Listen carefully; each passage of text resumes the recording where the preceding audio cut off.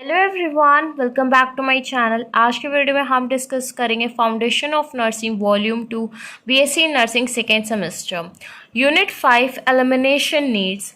Unit 1, unit 2, unit 3, unit 4 uploaded है channel पे। अगर आपने नहीं देखा तो उसको देख लीजिए, अपने डाउट्स को क्लियर कर लीजिए। फाउंडेशन ऑफ नर्सिंग का एग्ज़ाम आपका सेकेंड सेम में होगा और उसमें foundation volume first and volume 2 दोनों कंबाइन में आएगी। टोटल आपका 75 मार्क्स का होगा। 25 मार्क्स आपका इंटरनल होगा, 75 मार्क्स आपके थ्योरी के होंगे। नेक्स्ट आपका 100 मार्क्स का इंटरनल प्रैक्टिकल होगा और 100 मार्क्स का एक्सटर्नल प्रैक्टिकल होगा। फाउंडेशन ऑफ नर्सिंग की बेसिक इन्फॉर्मेशन अगर आपको क्लियर है, उस अकॉर्डिंग आप समझ सकते हैं कि कितना इंपॉर्टेंट सब्जेक्ट है फाउंडेशन ऑफ नर्सिंग। आज के वीडियो में हम डिस्कस करेंगे यूनिट एलिमिनेशन नीड को। हम डिस्कस करते हैं सिलेबस के अकॉर्डिंग, और सिलेबस में एलिमिनेशन नीड्स में आपका है यूरिनरी एलिमिनेशन और बॉवल एलिमिनेशन। अगर मैं बात करूँ, जितना भी आपका सब टॉपिक्स है वो यूरिनरी एलिमिनेशन और बॉवल एलिमिनेशन का होगा। So without wasting our time, let us start our topic. कुछ मेडिकल टर्म्स जो कि अल्टरनेशन इन यूरिनरी एलिमिनेशन के, वो आपको पता होने चाहिए। जैसे कि पॉलीयूरिया। पॉलीयूरिया का मतलब है लार्ज अमाउंट ऑफ यूरिन। उसमें अगर बताऊँ तो 2500 मिलीलीटर और मोर पर डे। ओलिग्यूरिया का मतलब होता है जो अमाउंट ऑफ यूरिन है वो वॉलेटी या स्कैंटी हो जाएगा। जैसे कि कम, आपका कितना आ जाएगा 100 to 500 मिलीलीटर पर डे। अन्यूरिया मतलब कि होता है ए फॉर एब्सेंस, इसमें आपको एब्सेंस मिलेगा। या फिर आप कह सकते हैं less than 100 ml per day.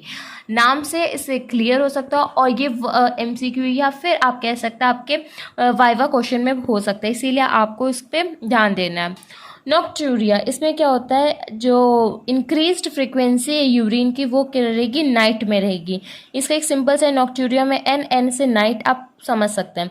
Next है डिसयूरिया। डिसयूरिया मतलब कि डिफिकल्टी इन यूरिनेशन। नेक्स्ट आपका है इन्यूरेसिस। इसका मतलब है रिपीटेड इनवॉलेंट्री यूरिनेशन। जैसे कि चिल्ड्रन में इनवॉलेंट्री मतलब कि कंट्रोल में नहीं है, और जब कंट्रोल में नहीं है तो फिर यूरिनेशन प्रोसेस हो रही है। फिर हेजिटेंसी मतलब कि डिले या फिर डिफ़िकल्टी हो रही है। नेक्स्ट है यूरिनरी इनकंसिस्टेंस। अगर इसकी मैं बात करूँ तो ये एक एबिलिटी होती है जो कंट्रोल कर सकता है पैसेज को यूरिन में। लेकिन कंसिस्टेंस का है कि ये कॉज्ड किसकी वजह से होता है, स्ट्रेस की वजह से, या फिर कोई न्यूरोलॉजिकल इम्पेयरमेंट, या फिर इंजरी यूथ्रल स्पिंटर की। तो ये कुछ पॉइंट्स हैं जो आपके कॉमन अल्ट्रेशन यूरिन एलिमिनेशन में होते हैं। आपको आगे इन्हीं पॉइंट्स से मिलेगा, इसीलिए सबसे पहले इन पॉइंट्स को आप क्लियर कर लीजिए। यूरिनरी एलिमिनेशन में आपका फर्स्ट प्रोसीजर है कैथराइजेशन का। अगर मैं बात करूँ कैथराइजेशन ऑफ यूरिनरी ब्लैडर, इसमें थ्योरी प्लस प्रैक्टिकल मतलब कि एक प्रोसीजर होता है जो कि आपका प्रैक्टिकल पोर्शन के पर्पज से बहुत इंपॉर्टेंट है। बट आज के वीडियो में हम से फोकस करेंगे थ्योरी पोर्शन पे करेंगे। और अगर आप इसको खुद से प्रोसीजर पढ़िएगा, अगर प्रोसीजर में कोई डाउट हो तो फिर कमेंट बॉक्स में मेंशन करिएगा, क्योंकि एक साथ थ्योरी प्लस प्रैक्टिकल या फिर प्रोसीजर कंटिन्यू करना थोड़ा सा डिफ़िकल्ट है। इसीलिए आज की वीडियो में सिर्फ हम यूनिट एलिमिनेशन नीड में सिर्फ डिस्कस करेंगे थ्योरी को।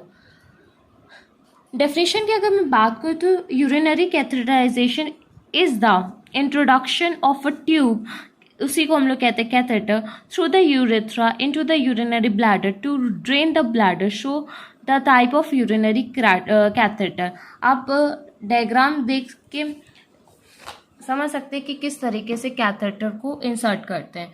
होता क्या है, एक कैथेटराइजेशन एक प्रोसेस है जिसमें जो ट्यूब होती है उसको हम लोग इंसर्ट करते हैं थ्रू यूरेथ्रा, और वो कहाँ तक जाती है, यूरिनरी ब्लैडर में।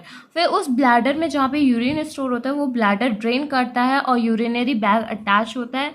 उस बैग में आपका यूरिन ड्रेन हो जाता है।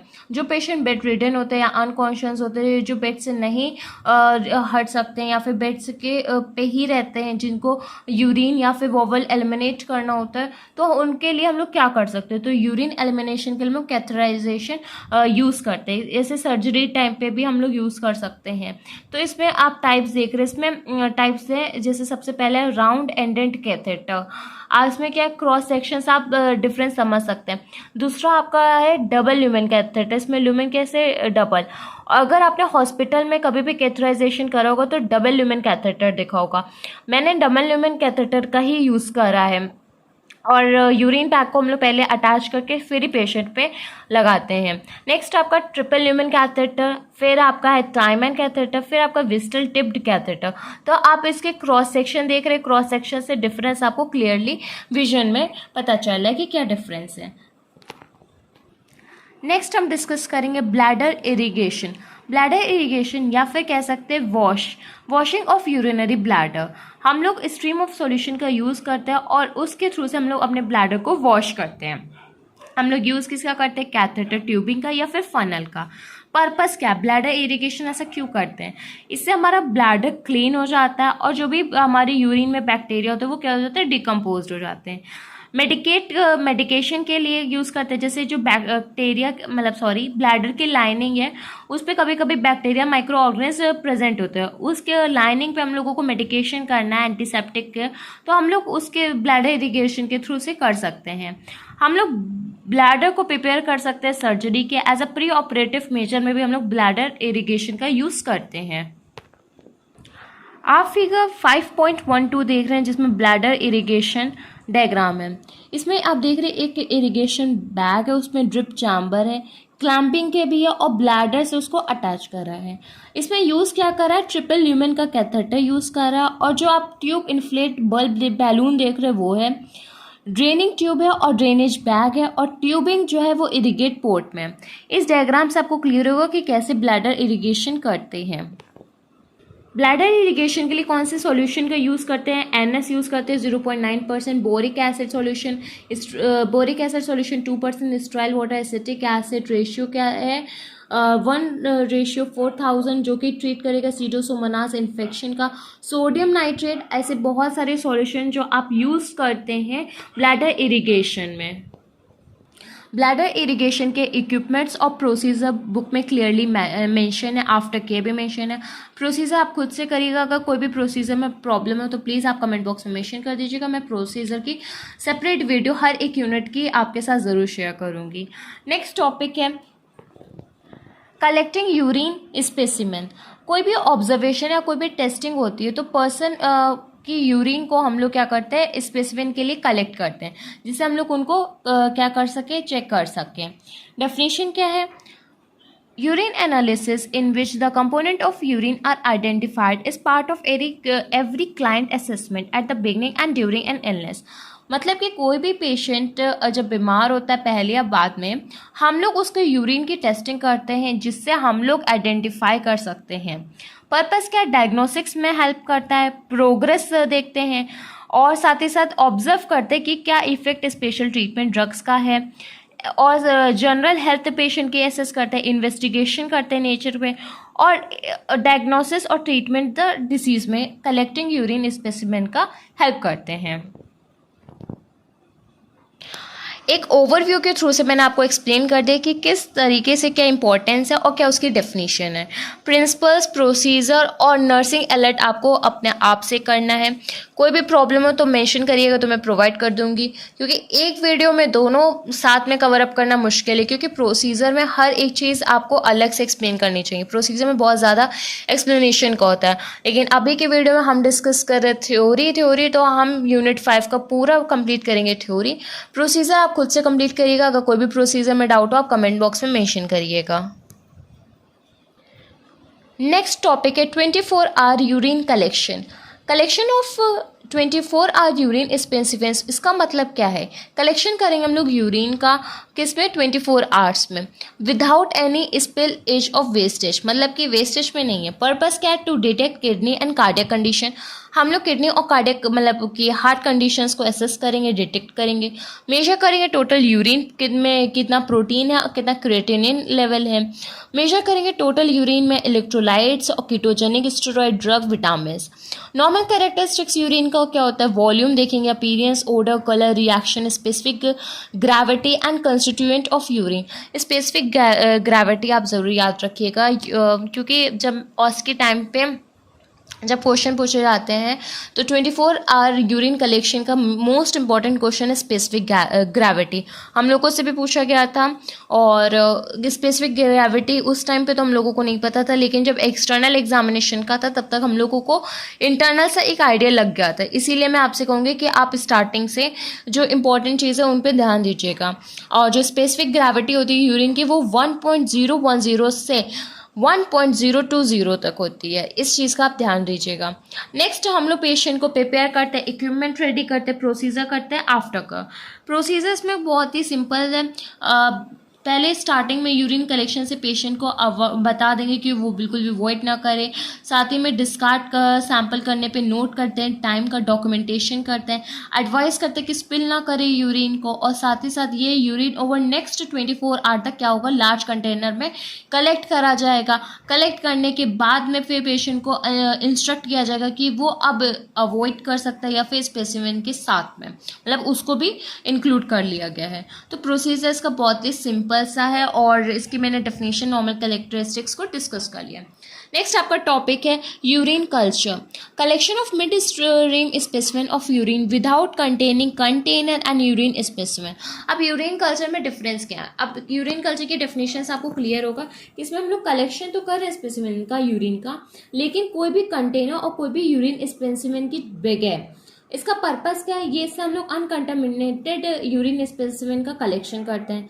इससे हम लोग डिटेक्शन करते हैं माइक्रो ऑर्गेनिल्स को जो कॉज करते हैं यूटीआई। यूटीआई क्या होता है, यूरिनरी ट्रैक्ट इन्फेक्शन, जो कि एग्जाम्पल आपका नोजोकोमियल इन्फेक्शन का। नोजोकोमियल इन्फेक्शन मतलब कि hospital acquired infection. To diagnose and treat with specific antibiotic. Urine culture आप इसलिए भी यूज करते हो क्योंकि वो ट्रीटमेंट करती है एंटीबायोटिक और डायग्नोसिस में हेल्प करती है। सेम है, इसका भी प्रोसीजर है और इसका भी प्रोसीजर बहुत ही सिंपल है। आप कंटिन्यू रखिएगा अपने प्रोसीजर को, अगर कोई प्रॉब्लम है तो मेंशन करिएगा।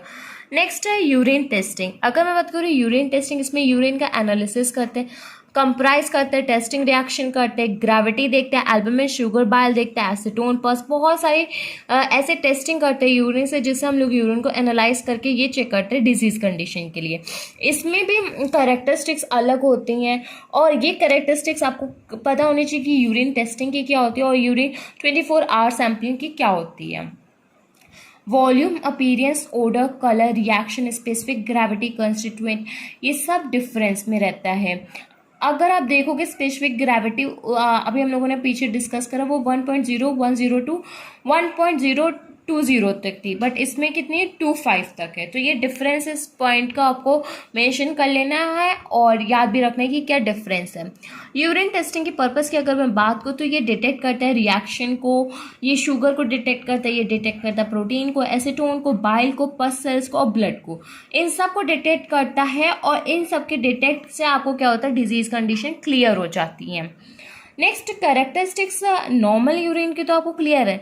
अब नॉर्मल यूरिन में क्या मिलेगा आपको, पॉलीयूरिया, अभी हम लोग डिस्कस कर चुके क्या होता है पॉलीयूरिया, ओलिग्यूरिया, अनुरिया और सप्रेशन, ये सब हम लोग डिस्कस कर चुके हैं। नेक्स्ट इसमें मेन चीज़ आपको डिफरेंस मिलेगा कलर में।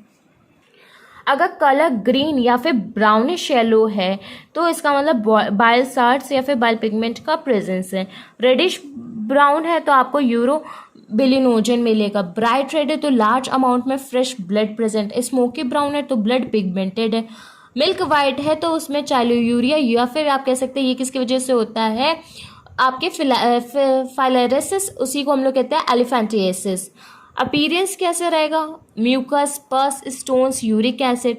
फिर आप ओडर चेक करेंगे, ओडर के बाद में रिएक्शन, रिएक्शन के बाद में आपका आएगा टाइप्स ऑफ एग्जामिनेशन। एग्जामिनेशन दो होते हैं, एक फिजिकल एग्जामिनेशन, एक केमिकल। फिजिकल में हम लोग उसको ऑब्जर्व करेंगे, जैसे कलर देखेंगे, उसका वॉल्यूम देखेंगे, उसकी स्पेसिफिक ग्रेविटी और ऑर्डर देखेंगे। केमिकल में हम लोग टेस्ट करेंगे, जैसे एल्बुमिन शुगर टेस्ट होता है, एसीटोन होता है, बाइल टेस्ट होता है। हर एक टेस्ट डिफरेंट होता है, बट यूरिन टेस्टिंग का प्रोसीजर आपके में नहीं है, इसलिए आप उसको स्किप कर दीजिएगा। नेक्स्ट टॉपिक हम डिस्कस करेंगे वोवल एलिमिनेशन। वोवल एलिमिनेशन का मतलब है defecation is the expulsion of feces from the anus and the rectum is called a vowel movement. The peristaltic waves move the feces into the sigmoid colon and the rectum. The sensory nerve in the rectum are stimulated and the individual aware of the need to defecate. Next figure 5.27 आपको ये describe करें कि कौन से ऐसे factors हैं जो affect करते हैं वोवल एलिमिनेशन को। सबसे पहला फैक्टर है आपका lifestyle, activity and muscle tone, next fluid and food, next daily pattern, next developmental and consideration, next आपका psychological variables, next pathologic conditions, next medications, next आपका डायग्नोस्टिक स्टडीज, नेक्स्ट आपका surgery और anaesthesia. तो ये कुछ ऐसे factors हैं जो अफेक्ट करता है आपके वोवल एलिमिनेशन को। नेक्स्ट टॉपिक है insertion of a flatus tube. Flatus tube एक रेक्टल ट्यूब होती है जिसको हम लोग इंसर्ट करते हैं रेक्टम में, जो कि रिलीव करता है आपको गैसेस डिस्टेक्शन में एब्डोमेन के। Passing of flatus tube is defined as an introduction of a tube into the rectum for expulsion of gas. Purpose क्या है? रिमूव करने के लिए लोअर वोवल से।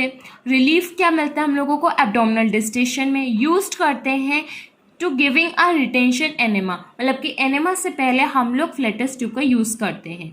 फ्लेटस ट्यूब के जनरल इंस्ट्रक्शन जो इंपॉर्टेंट है, सबसे पहले कि आपको रेक्टल ट्यूब 4 to 6 इंचेस में लेना है, वो नहीं लीव करना है 30 मिनट तक। लॉन्ग पीरियड में जो इंसर्शन होगा वो परमानेंट स्पिंचर को डैमेज कर सकता है, और जो ट्यूब आप री इंसर्ट करोगे वो 3 से 4 घंटे पे करोगे, और ये नेसेसरी है।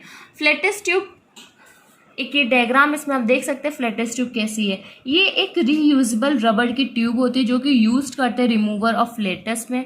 इसको ट्रीटमेंट सिग्मोइड वॉल्यूकस में भी यूज़ करते हैं, बेरियम एनेमा में भी यूज़ करते हैं। इस डायग्राम से आपको क्लियर रहेगा कि फ्लेटस ट्यूब कैसे रहती है। नेक्स्ट टॉपिक है use of bed pan. Bed pan is made from steel और plastic device to meet elimination need of patient confined to bed. Bed pan किससे बना होता है? स्टील प्लास्टिक से बना होता है। हम इसको उन पेशेंट में यूज़ करते हैं जो बेड रिडन होते हैं, और उनको बेड पेन किस लिए यूज़ करता है? एलिमिनेशन ऑफ वोवल में यूज़ करता है। पर्पस क्या है? कंफर्ट प्रोवाइड करता है, फैसिलिटेट करता है वोवल को, ब्लैडर एलिमिनेशन को, स्पेसिमेन को कलेक्शन में भी यूज़ करते हैं, और हम लोग पेरिनियल वॉश में भी यूज़ करते हैं बेड पैन का। बेड पेन के टाइप्स। बेड पेन आपके 3 टाइप्स के होते हैं। एक होता है रेगुलर बेड पेन, एक होता है फ्रैक्चर पैन, एक होता है ऑफरिंग बेड पैन। जो रेगुलर होता है वो मेटल से बना होता है, हार्ड प्लास्टिक से बना होता है, कर्व स्मूथ होता है, और जो उसमें पैन होता है वो अप्रॉक्स में 5 सेंटीमीटर डीप होता है। जो कि फ्रैक्चर पैन होता है वो अप्रॉक्स में 13 सेंटीमीटर डीप होता है। जो आपका ऑफरिंग बेड पैन है ये पेशेंट कन्फाइंड बेड पे होता है, ये कलेक्ट करता है स्टूल को, ये पास करता है यूरिन और फीसेस को, मतलब जितना भी डिफिकेशन का है वो सब में हम लोग यूज़ करते हैं ऑफरिंग बेड पैन को। बेड पेन आपने हॉस्पिटल एरिया में ज़रूर देखा होगा। बेड पेन का फिगर 5.36 में क्लियरली बना है, इससे आप देख के समझ सकते हैं कि बेड पेन कैसा रहता है। नेक्स्ट हम डिस्कस करेंगे most important topic enema. Enema क्या है? Enema is defined as a introduction of the fluid into the rectum. Enema के थ्रू से हम लोग कोई भी फ्लूइड का इंट्रोड्यूस कर सकते हैं रेक्टम में। And enema is the introduction of fluid into the bowel through the rectum. Purpose क्या है? क्लीजिंग में हेल्प करता है और नरिशमेंट के लिए। Purpose of enema to remove faecal matter को रिमूव करने के लिए, to relieve flatulence, to relieve constipation, to prevent involuntary defecation during surgery, to reduce temperature, जैसे हम लोग कोल्ड एनेमा देंगे, टू चेक डायरिया, डायरिया के में हम लोग स्टार्च ओपियम एनेमा देंगे, टू स्टिमुलेट पेरिस्टालसिस, पेरिस्टालसिस में हम लोग पुर्गेटिव एनेमा देंगे, टू मेक डायग्नोसिस, डायग्नोसिस में हम लोग बेरियम एनेमा देंगे। अगर हम लोगों को बॉवल क्लीन करना तो हम लोग एक्सरे स्टडीज़ के लिए क्लीन करते हैं। हम लोग एनेस्थीसिया के लिए एनेस्थेटिक एनेमा यूज़ करते हैं। मेडिकेशन एडमिनिस्ट्रेशन के लिए भी हम लोग एनेमा का यूज़ करते हैं। हम लोग डिस्ट्रॉय करते हैं इंटेस्टाइनल पैरासाइट को, उसके लिए हम लोग एंटीमेटिक एनेमा यूज़ करते हैं। एडमिनिस्टर करते हैं फ्लूइड न्यूट्रिएंट को, रिलीव करते हैं इन्फ्लामेशन से, इस्टेब्लिश करते हैं रेगुलर वोवल फंक्शन को। और इसके कॉन्ट्राइंडिकेशंस क्या है? Acute myocardial infarction and cardiac problem, acute renal failure, appendicitis और ऑब्स्ट्रिक, आपके कोई भी ऑब्स या फिर गायनी की कंडीशन है तो उसमें भी ये क्या है? कॉन्ट्राइंडिकेटेड है। मतलब कि क्या होता है, इंडिकेशन का हम लोग उसमें प्रोवाइड करते, कॉन्ट्राइंडिकेशन ऐसे हम लोग पेशेंट में चेक करेंगे, एसेस करेंगे, और ऐसी कोई भी चारों में से कंडीशन होगी तो उन पेशेंट्स को हम लोग एनेमा नहीं प्रोवाइड करेंगे। Next, classification of enema. Classification of enema के लिए बेस्ट डायग्राम आपका 5.39 है, और ये अगर आपने प्रिपेयर कर लिया तो आपका पूरा एनेमा क्लियर हो जाएगा। मेनली आपको यहाँ से पर्पस से क्लियर हो जाएगा कि कौन सा पॉइंट किस एनेमा के लिए, आपको पर्पस और आपको ये डायग्राम कर लेना है।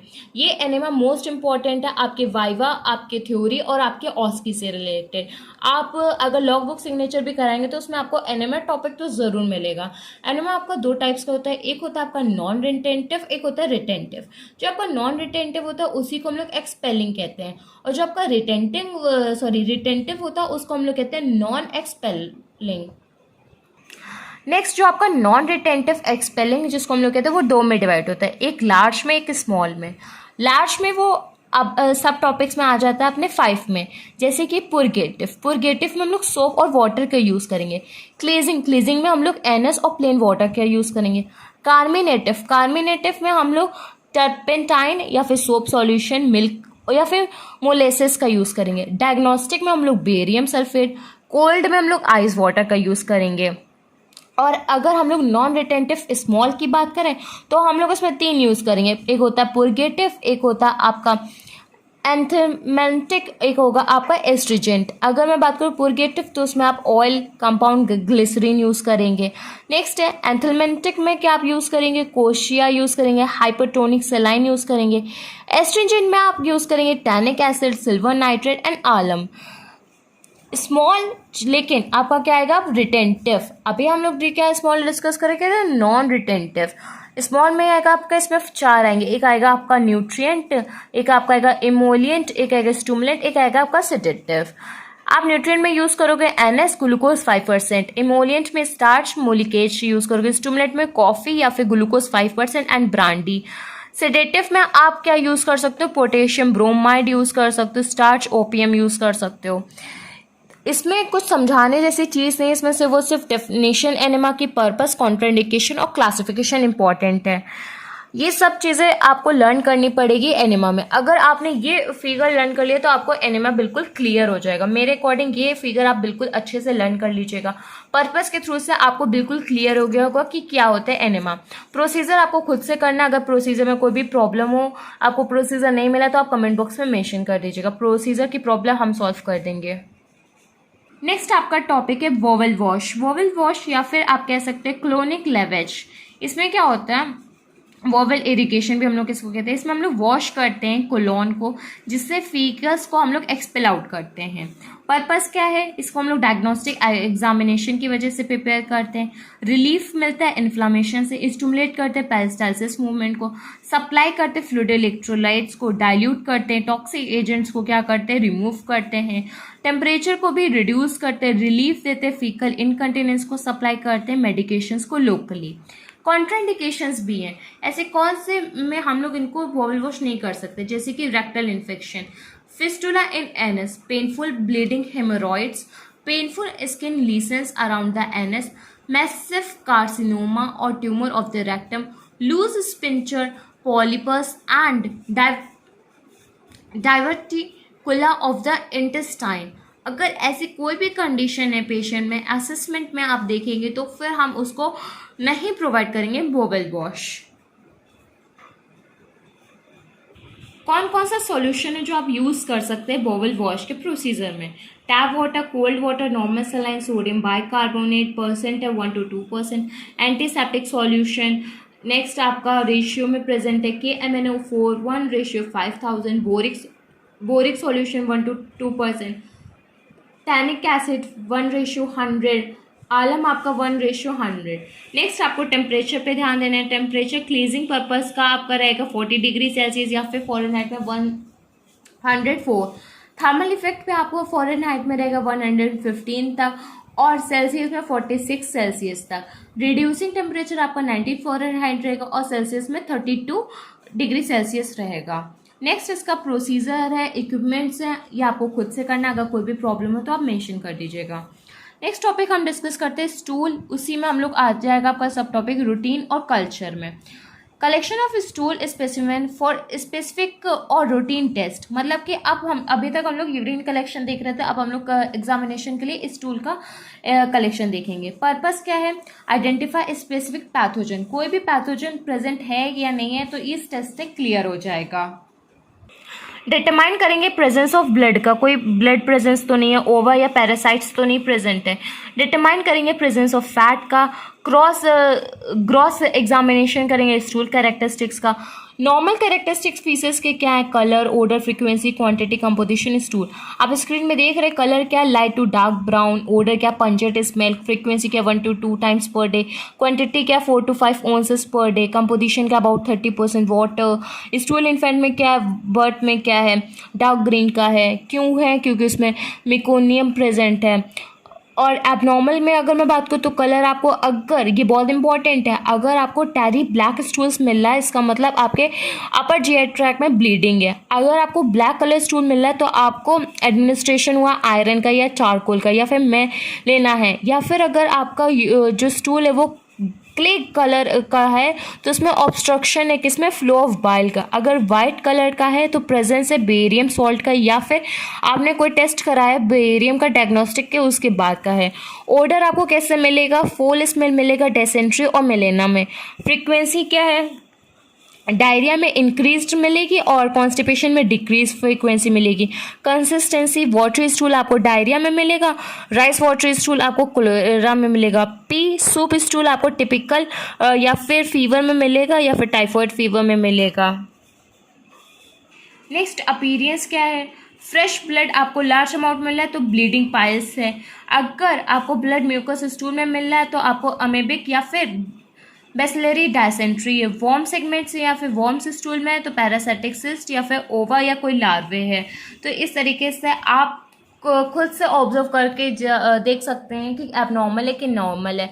एग्जामिनेशन फिजिकली यूरिन और स्टूल का पहले करते हैं। नेक्स्ट इक्विपमेंट्स और प्रोसीजर है। इक्विपमेंट्स में आपको कंटेनर लेना है, स्पैचुला लेना है, बेड पैन लेना है, ग्लव्स और वेस्ट पेपर। प्रोसीजर में सबसे पहले पेशेंट को इंस्ट्रक्ट करोगे और डिफिएट करोगे ड्राई बेड पैन में। उसके बाद में इंस्ट्रक्ट भी करोगे पेशेंट को कि वो कंटामिनेट स्पेसिमेन को ना करे यूरिन के साथ में। फिर नर्स वियर करेगी ग्लव्स वाइल कलेक्टिंग स्पेसिमेन। फिर कलेक्ट स्पेसिमेन को क्लीन स्पैचुला से रूटीन स्टूल टेस्ट में और स्ट्राइल इस स्पैचुला से कल्चर कंटेनर में करेगी। फिर उसको बहुत ही अच्छे से कवर करेगी कंटेनर को टाइटली। आफ्टर केयर क्या करना है? आपको ग्लव्स को रिमूव करना है, रैप करना है स्पैचुला को वेस्ट पेपर से और डिस्कार्ड करना है अप्रोप्रिएटली।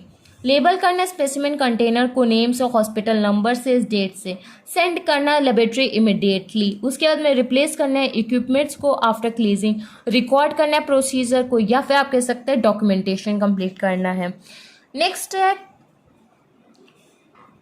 Colostomy irrigation. ये सिमिलर है एनेमा की जैसे। इसमें क्या हम लोग करते हैं? एक colostomy is an operation in which artificial opening is made into the colon on the anterior abdominal wall to permit the escape of fecus and flatus। मतलब कि जो कोलोन होता है ना उसके एंटीरियर एब्डोमिनल वॉल पे हम लोग क्या करते हैं? एक ओपनिंग करते हैं कोलोन्स में, जिससे हम लोग एस्केप कर सकते हैं, हटा सकते हैं फीसिस को और फ्लेटस को। पर्पस क्या है? इससे हम लोगों को इवैक्यूएशन इस्टेब्लिश होता है, क्लीन रहता है आपके इंटेस्टाइनल ट्रैक्ट गैस से और म्यूकस फीकस से। प्रिवेंट करते हो, रिमूव करते हो और टीच करते हो पेशेंट और रिलेटिव्स को कि कैसे उनको केयर रखनी है कोलोस्टोमी की। टाइप्स ऑफ कोलोस्टोमी, इसमें 3 टाइप्स के हैं। एक होता है आपका temporary and permanent colostomy, double barrel colostomy या फिर एंड कोलोस्टोमी, वेट कोलोस्टोमी या फिर ड्राई। इसमें कौन से सॉल्यूशन जो आप यूज़ कर सकते हैं? सबसे पहले normal saline NS, plain water सोपी सॉल्यूशन। प्रिपरेशन के लिए आपको आर्टिकल्स में क्या क्या ज़रूरत होगी, इरिगेटिंग के लिए आपको ट्यूबिंग, क्लैंप और कैथेटर की ज़रूरत होगी, आईवी स्टैंड की ज़रूरत होगी। जग विद द सॉल्यूशन, टेम्परेचर क्या रहेगा 100 to 105 डिग्री सेल्सियस रहेगा, वाटर सॉल्युबल जेली रहेगी, क्लीन कॉटन स्वैब रहेंगे। नेक्स्ट आपके पास क्या रहेगा, किडनी ट्रे रहेगा, ड्रेसिंग प्रोटेक्टिव ऑइंटमेंट रहेगा, मैकिंटोश रहेगा, क्लीन लेलन रहेगा और बकेट रहेगा। आप ये फिगर्स देख रहे हो, जो फिगर 5.43 है, इसमें अटैच करें इरिगेशन ट्यूब को। इस तरीके से आप कोलॉन में होल करके अटैच करते हो। प्रोसीजर की अगर मैं बात करूँ तो प्रोसीजर क्या है, सबसे पहले हम लोग वॉश करेंगे हैंड को, फिल करेंगे इरिगेटिंग को सॉल्यूशन में, हैंग करेंगे एक पर्टिकुलर हाइट पे, हाइट के बाद इसके एक्सपेल करेंगे एयर को, ट्यूबिंग को क्लैम्प करेंगे जिससे कोई भी फ्रोथ अंदर ना जाए। फिर जो हमारी कोलेस्टोमी बैग है उसको रिमूव करेंगे, ड्रेसिंग के बाद इंट्रोड्यूस करेंगे कैथेटर को, और वहीं पे हम लोग टिप कैथेटर के लुब्रिकेट वाटर या जेली से इंसर्ट करेंगे, पोर करेंगे कोई सॉल्यूशन को ओवर द स्टोमा ओपनिंग रहेगी वहाँ पे कैथेटर, स्टोमा के 4 इंचेस पे आपको कोई फोर्स नहीं करना है। फिर अलाउ करना है सॉल्यूशन को वो स्लोली अंदर जाए, उसके 20 मिनट तक आपको फिर क्लैम्प करना है ट्यूब को, और एंट्री होगी आपके एंटायर फ्लूइड की। रिमूव करना है कैथेटर को फ्रॉम द स्टोमा, डिस्कनेक्ट करना है और ट्यूबिंग प्लेस को किडनी ट्रे में, वेट करना है कोई रिटर्न फ्लो तो नहीं आ रहा, फिर डाइवर्ट करना है अटेंशन पेशेंट का। नेक्स्ट आपका आएगा post procedure care. Post procedure care की बात करूँ, जब रिटर्न आएगा तो रिटर्न फ्लो कंप्लीट हो जाएगा तो आपको रिमूव करना है मैकिंटोश को, क्लीन करना है स्किन को जहाँ पे आपका वर्क मतलब कोलेस्टोमी ओपनिंग हुई थी, अप्लाई करना है क्लीन ड्रेसिंग या फिर क्लियर कोलेस्टोमी बेड ओवर स्टोमा पे, इंसीजन को क्लीन करना, पेशेंट को इंस्ट्रक्ट करना है कि ये केयर बैग की केयर करे, साथ ही साथ प्रोसीजर और उसकी डॉक्यूमेंटेशन करना है। एक मतलब कि फिगर है, फिगर 5.44, जिसमें आपको साफ साफ स्टेप बाय स्टेप क्लियर करेगी how to irrigate by step. सबसे पहले इरिगेट करने के लिए आपको रिमूव करना होगा पाउच को, फिर आपको जो कोलेस्टोमी उसको डेलीगेट करना होगा, फिर इरिगेशन स्लीव में फिट करना होगा, hand bag with base at the shoulder level पे होना चाहिए, फिर आपको सेट होना है next to the toilet, ensure करना है कि वाटर 37 डिग्री सेल्सियस पे हो, फिर लुब्रिकेटेड कोन स्टोमा बना के आपको इंसर्ट करना है, जो फ्लूइड होगा वो 5 से 10 मिनट या फिर 20 मिनट तक जाना चाहिए। फिर आप कोन को रिमूव करोगे, फोल्ड करोगे टॉप स्लीव्स को, फ्लश करोगे आउटपुट डाउन टॉयलेट में, रिमूव करोगे स्लीव को, अप्लाई करोगे cap, wash and dry kit. तो ये है how to irrigate step by step. Unit 5 elimination need आपका कंप्लीट हो गया है। आपका कोई भी डाउट हो यूनिट 5 से related so please comment box में मेंशन कर देगा। हमने पूरी थ्योरी पे फोकस करा, प्रैक्टिकल या फिर आप कह सकते हैं प्रोसीजर हमने कुछ का कंटिन्यू करा है जो आपके लिए ऐसा इतने नहीं इंपॉर्टेंट है। जो प्रोसीजर इंपॉर्टेंट है वो आप खुद से करिए पहली चीज़, और दूसरी जो प्रोसीजर है उसकी सेपरेट वीडियो जब आएगी तो आप उसका वेट करिए, क्योंकि सेपरेट वीडियो से ही आप अपने प्रोसीजर को कंप्लीट आउट कर सकते हैं। अगर यूनिट 5 एलिमिनेशन नीड्स या फिर फाउंडेशन ऑफ नर्सिंग वॉल्यूम 1 या वॉल्यूम 2 से रिलेटेड आपका कोई भी डाउट्स हो प्लीज़ कमेंट बॉक्स में मेंशन कर दीजिए अपने डाउट्स को। अगर ये वीडियो अच्छी लगे तो प्लीज़ वीडियो को लाइक कर लीजिए, चैनल को सब्सक्राइब कर लीजिए। Thank you.